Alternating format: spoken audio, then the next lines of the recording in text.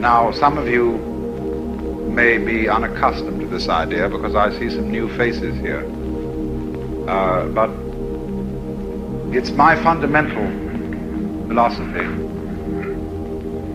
that the universe is essentially a game. But we use the word game or we use the word play in varying senses, and it may give the wrong impression because very often people assume that when such a word is used, it indicates something trivial. As we say, it's only in play or only a game. And then when you consider what an appalling amount of suffering the universe contains, one wants to feel that it's worthwhile. You see, either you must take the point of view that if there is this deplorable suffering, the universe is one hell of a mess, and the only response that you can make to it is to do battle. Or you may say, no, it isn't really a mess. Somehow all this suffering amounts to something in the end. It creates energies. It's a kind of a process like an oyster suffering to mature a pearl.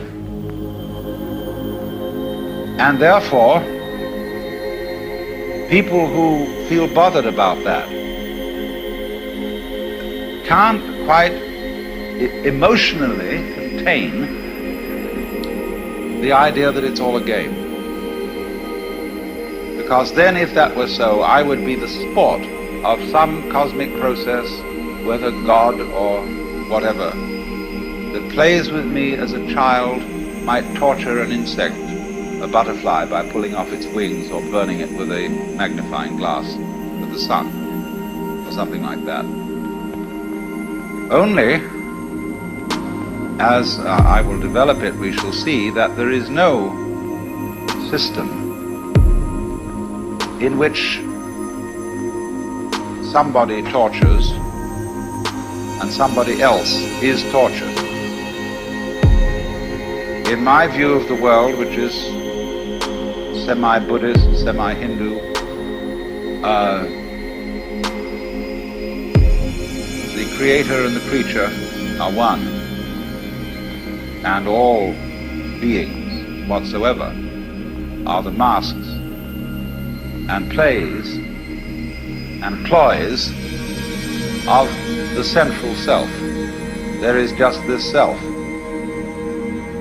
which plays itself through all forms, through all of us, endlessly.